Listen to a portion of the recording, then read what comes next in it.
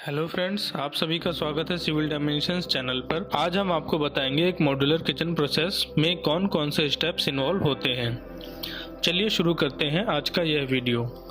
सबसे पहला स्टेप है साइट विजिट और मेजरमेंट।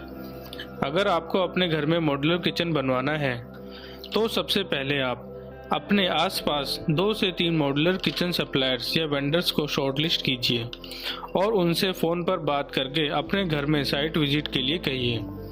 किचन वेंडर जब आपके यहाँ साइट विजिट करेगा तो वह सबसे पहले आपके किचन का एरिया मेज़र करेगा और वह आपसे किचन लेआउट और डिज़ाइन डिस्कस करेगा। अगर आपने पहले से कुछ डिज़ाइन ऑनलाइन शॉर्टलिस्ट किए हुए हैं तो वह डिज़ाइन भी आप उसे दिखा सकते हैं। दूसरा स्टेप है design and planning. Site visit के बाद इंस्टॉलर आपके द्वारा बताए गए रिक्वायरमेंट्स और प्रेफरेंसेस के बेसिस पर 2D और 3D डिज़ाइन बनाएगा। जब यह डिज़ाइन आपके और वेंडर के बीच में फाइनल किया जाएगा, उसके बाद मॉड्यूलर किचन वेंडर आपको एक एस्टिमेटेड कॉस्ट या कोटेशन आपको देगा।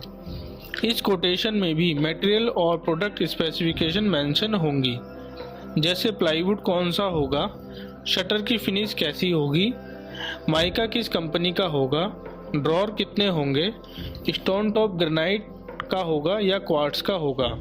तीसरा स्टेप है प्रिपरेशन ऑफ साइट। क्योंकि मॉड्यूलर किचन मैन्युफैक्चरिंग में 30 से 45 दिन लग जाते हैं, इसीलिए हम इन 3 से 45 दिनों में मॉड्यूलर किचन कैबिनेट आने से पहले साइट को अच्छे से प्रिपेयर कर लेंगे। जैसे अगर एग्जिस्टिंग किचन है तो वह किचन तोड़कर निकाल लिया जाएगा। नया घर है तो किचन की फ्लोरिंग और वॉल क्लैडिंग या टाइलिंग कर ली जाएगी।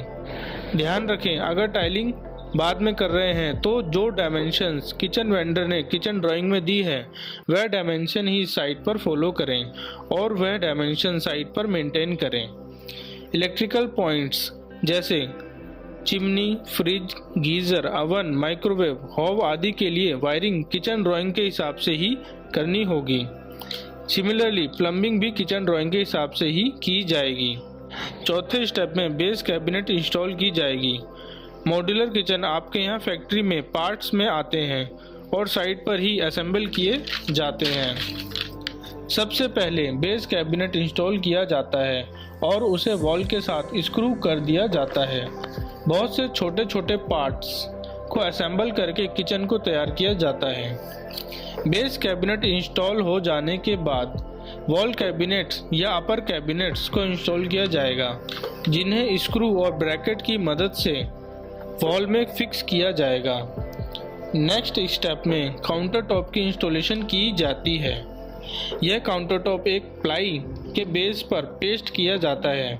यह प्लाई का बेस कैबिनेट के ऊपर फिक्स किया जाता है ताकि ग्रेनाइट और क्वार्ट्ज टॉप को एक फर्म बेस मिल सके और नोजिंग के लिए भी एक सही डेप्थ मिल पाए। इसके बाद किचन को फिनिश किया जाता है। सभी शटर्स को लगा लिया जाता है, सिंक इंस्टॉल कर दिया जाता है, फॉसेट इंस्टॉल कर दिया जाता है। सभी अप्लायंसेस जैसे स्टोव, ओवन, रेफ्रिजरेटर आदि इंस्टॉल कर दिया जाता है।